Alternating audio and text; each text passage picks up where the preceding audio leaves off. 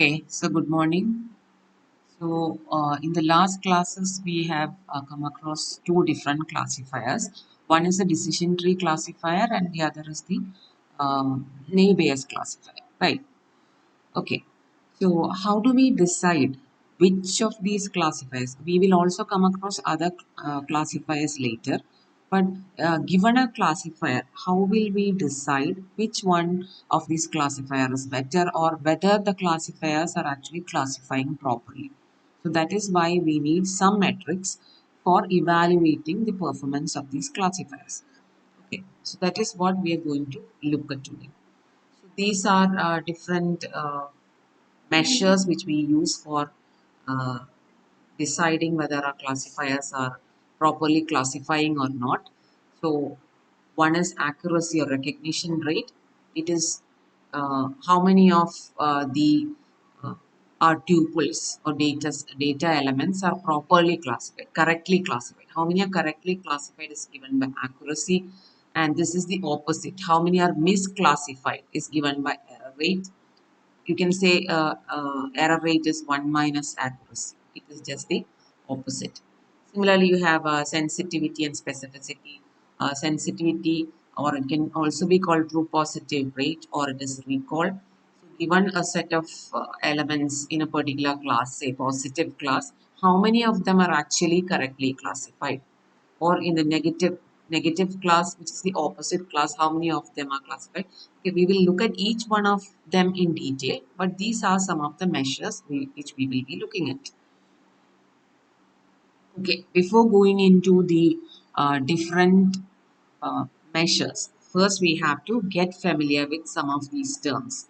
So here we are talking about two classifiers. There are a set of positive tuples and a set of negative tuples. Let us say for a medical class, say cancer, those people who have cancer and those people who do not have cancer. Okay, so those people who have cancer or say COVID or any disease is the positive tuple.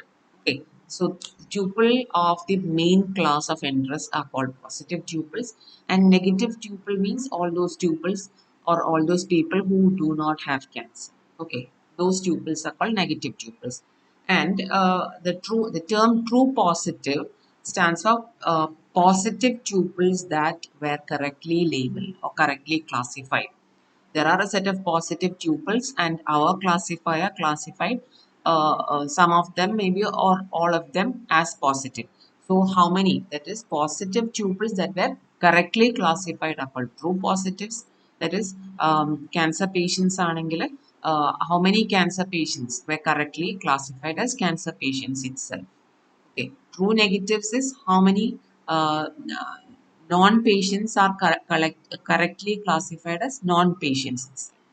Okay, false positives means those who do not have a disease are classified as having a disease, falsely classified as positive. Okay, so negative tuples that were incorrectly labeled as positive, and false negatives are positive tuples ആണ് ശരിക്കും they have got a disease but they were mislabeled as negative. So these terms are actually very important when we move on to the actual measures or metrics. Okay, and from these four terms, actually we can come across, or we can summarize these four terms into what is known as a confusion matrix. This is a very commonly used term, and uh, okay, this is a very commonly used term, and this is what a confusion matrix is. Okay, this is what a confusion matrix is. Okay, so in a confusion matrix here, this is the actual class of the particular data item, and this is the predicted class given by a classifier. So here, look at true positive. What did we say about true positive? It is the positive items which have been classified as positive. Okay, that is actual class is positive and it has been classified by our system as positive. That is true positive. And actually positive have been classified as negative by the system. Then you say it is false negative. Similarly, actually it is a negative or no disease tuple and it has been misclassified as positive, then you say it is false positive. And for true negative is actual negative or non-disease people have been correctly classified as non-disease. Okay, so here you have got a no and a no.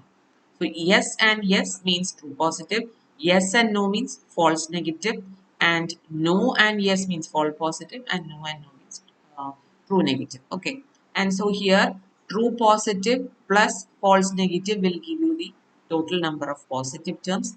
False positive and true negative give you the total number of negative terms, and p plus n is the actual number of tuples in the data set. Okay, so once we are familiar with these terms, then we can move on to the actual metrics. Okay, so the first measure which we generally use is called accuracy. Okay, the accuracy is a percentage of test tuples that are correctly classified. Okay, out of total test tuples we said is p plus n. There can be a set of positive terms as well as a set of negative terms. So this is out of the total number of tuples which are given for testing, how many have been correctly classified. So correctly classified positive terms correctly classified are called true positive, and those negative terms correctly classified are called true negative. So we have got TP plus TN by P plus. This is called accuracy. So accuracy is out of the total number of tuples you have, how many have been correctly classified. Okay, so that is accuracy. Uh, okay. It is also referred to as the recognition rate. Okay, and we said the second one we talked about in the introductory slide was error rate or misclassification rate. So it is the opposite of accuracy, or you can say it is 1 minus accuracy of the model. Okay, that is those terms which have been misclassified out of the total number of terms. Here it is correctly classified out of total number of terms. Here it is misclassified out of total number of terms. Misclassified can be false positive, that is negative items which are incorrectly classified as positive, that is false positive, or it could be false negative also, that is positive items which have been falsely or misclassified as negative. Okay, so error rate means the misclassified items divided by the total number of items. Okay, so we can say these two can actually reflect how good our system is, how good our model is. Okay, maybe it is our naive classifier. We can actually evaluate it, we might say. But there is a small problem in cases where we have a class imbalance problem. That is, our data set itself is class imbalanced. Say if we take an example like cancer or COVID. Okay, so we know majority of people do not have the disease. Only a very small minority have a disease, right? That is a class imbalance problem. Okay, the class or the data you are giving for testing is inherently imbalanced. That is, majority are negative and only a smaller positive. So what if, so in such cases, what happens is, say maybe we'll look at the example given here. Okay. Okay, here we have got an example. Uh, we have a confusion matrix given here. So from this, let us say we will look at the this is true positive, this is true negative, this is false positive, and this is false negative. That much is okay, right? Because we are looking at a confusion matrix. Now, from this, we will look at the accuracy and error rate. Let us look at accuracy because error rate is 1 minus accuracy. So, what is the accuracy in this case?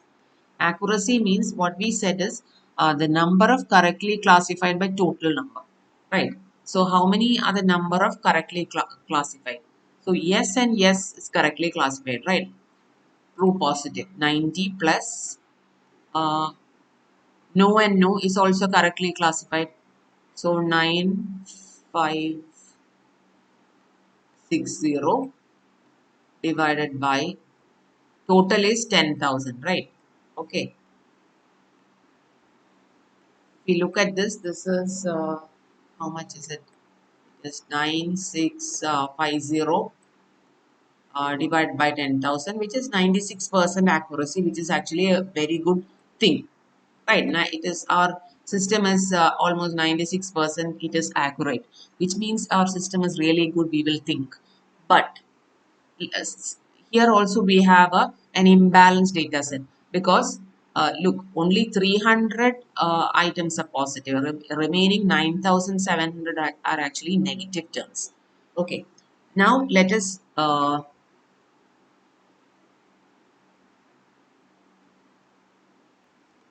okay, but so we have 96% as our accuracy, but the real thing is, are the positive terms really detected? Or if it is in the case of cancer patients, if you have 300 cancer patients, how many of them are actually detected by the system? Because if you leave out a cancer patient, if a cancer patient is not detected, means it will cost his life, his or her life, right? So how many of those positive cases, the it is what is important in a class imbalance data set is how many of the positive items are actually detected is really important. Okay, so accuracy itself is not enough, so that is why we move on to other terms like sensitivity and specificity. Okay, sensitivity is also known as true positive rate or recognition rate, and it is a proportion of positive tuples that are correctly classified. Out of total number of tuples, how many have been correctly classified? So correctly classified here is 90 and out of 300. Okay, so recognition rate is 90 by 300 is only 30%. Imagine, only 30%, right? So sensitivity is out of total number of positive cases, how many of those positive cases have been actually classified as positive by our system. So what is a true positive divided by positive? Specificity is for the negative cases. Okay, that is out of total number of negatives, how many of them have been correctly classified. But this is not really that important. But more important is the sensitivity. Out of the positive cases, how many of them have been detected? Okay, so in this case, only 30% have been detected. Although our overall accuracy is, look, it is 96%, but only 30% of the positives have been detected, which is not that good, right? So our system is not really that good if you look at using the sensitivity. Okay, there is also an accuracy measure can actually be computed from sensitivity and specificity. There is an equation for that also. Uh, okay, I think this is what talking about our example, which we have already talked about here. Now we will move on to other measures like precision and recall. Okay. Now, earlier we said we talked about sensitivity, right? Out of the total number of positives, how many have been detected? Or recall is also the same. Out of total number of positives, how many have been detected? Another measure which is also important is out of total number of total positives that have been detected by our system. Okay, out of the total positives which have been detected by our system, how many are actually positive? Okay, അപ്പോൾ നമുക്ക് we have got cancer patients. Okay, and we saw here in this example that we saw there are 300 cancer patients, out of which 90 have been detected.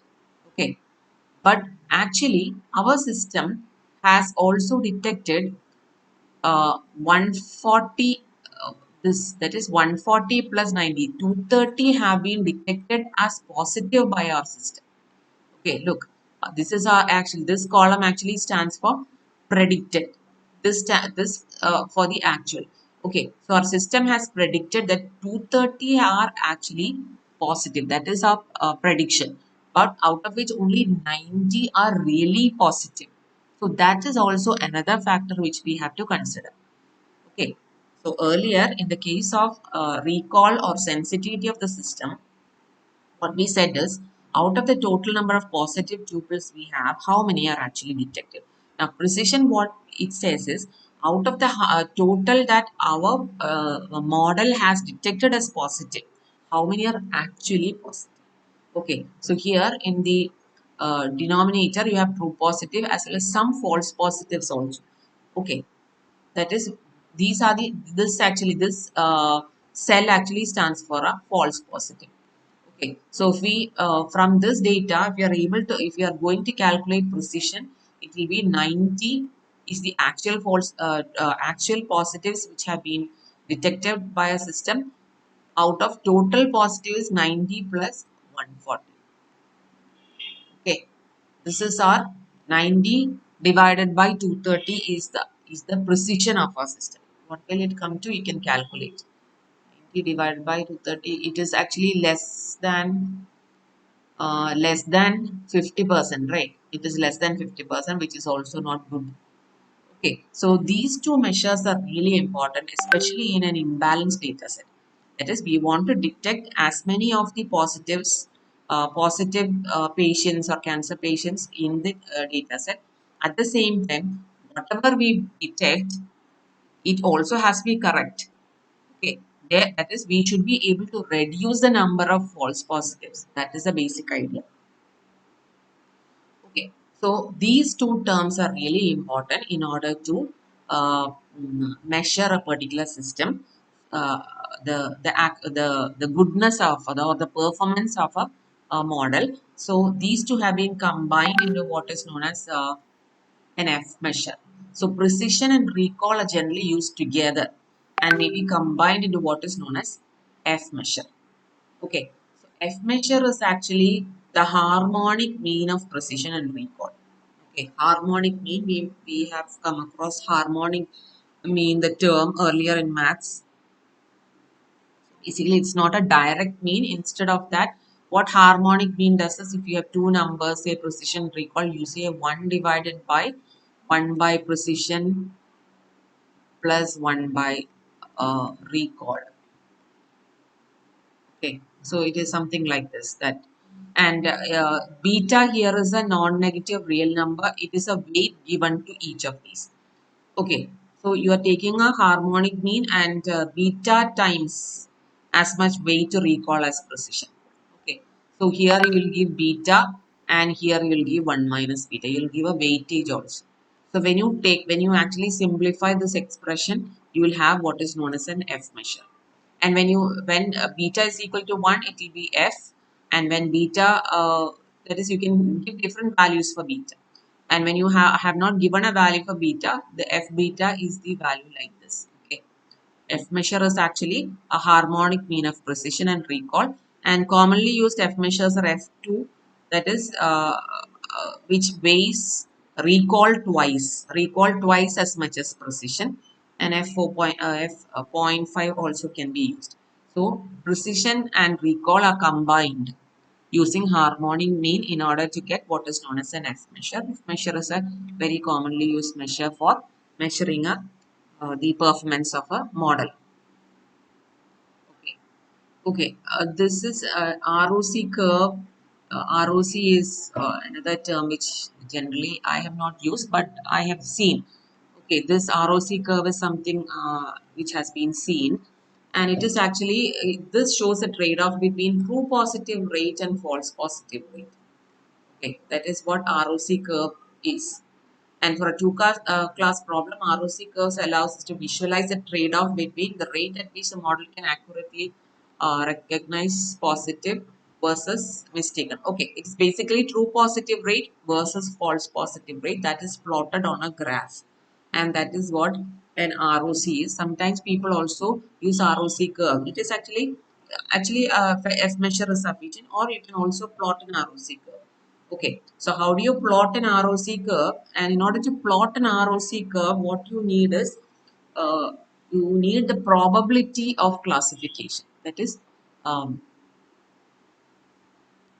given a classifier, say in ABS classifier, we are calculating the probability of a particular tuple belonging to a class, right? Or even in the case of neural networks, or most of you must be familiar with neural networks also.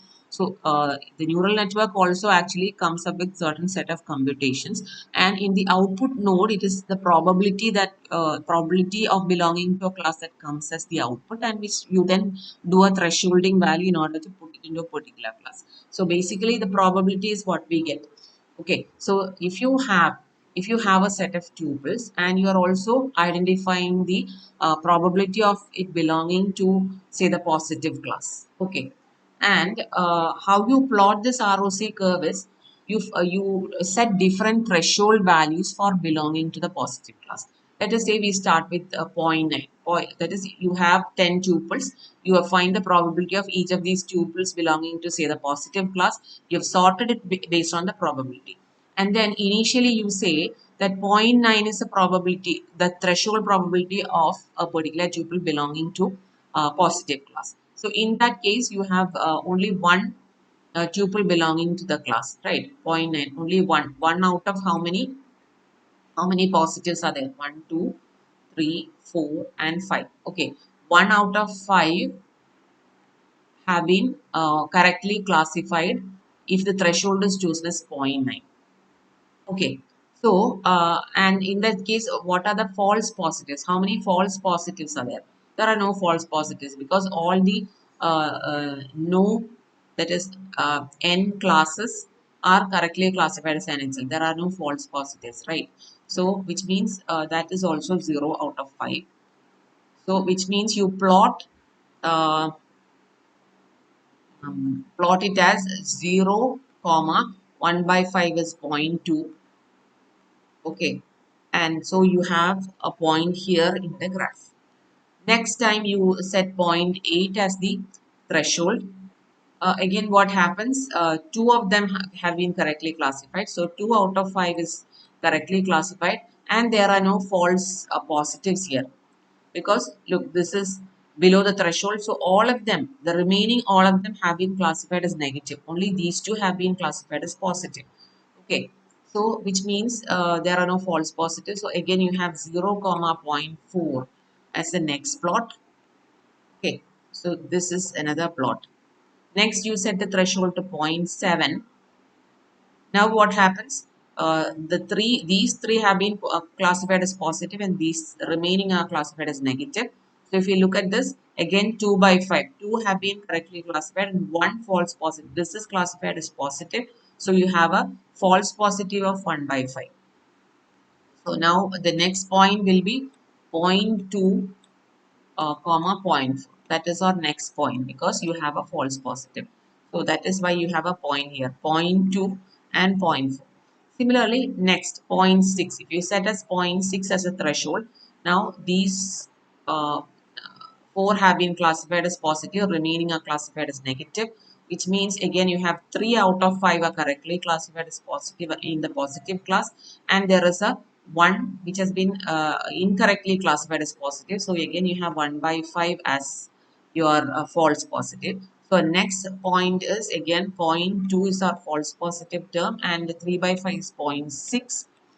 Okay, so you have a term here and so on. So for each of these threshold, you are putting a plot. So actual plot is like this. So our ROC curve plot is like this. And you can use a convex hull algorithm to actually draw a curve like this. Okay. So basically what it shows is, now this line, okay, this line, what it says is if you're randomly guessing the classes, instead of looking at the probabilities, if you're randomly guessing the classes, what will be your curve? It will be a straight line like this because you have an equal probability of going either positive or negative. That is why you have a curve like this. Okay, it has an equal probability. But if you're looking at the actual probability and drawing, your curve will be like this. So ideally, this is the if you look at this curve, this is the random classifier. If you are randomly classifying, then the ROC curve will be like this. You have a likelihood of a point being either positive or negative, equally likely. Okay, if you have a good classifier, a good model, you should have a minimum false positive. That is, false positive have to be somewhere around 0, and your true positive has to be really high. So that is, the ideal curve will be something like this. Okay, as close to or 0 as possible. So that is when we have a false positive which should be minimum and true positive should be as close to 1 as possible. That is the ideal. Okay, so if it is slightly above, so if we have M2, this curve actually stands for a classifier which is slightly better than the random classifier, but this M1 is actually a good classifier. Okay, so that is how we measure. Okay, so that is all for today.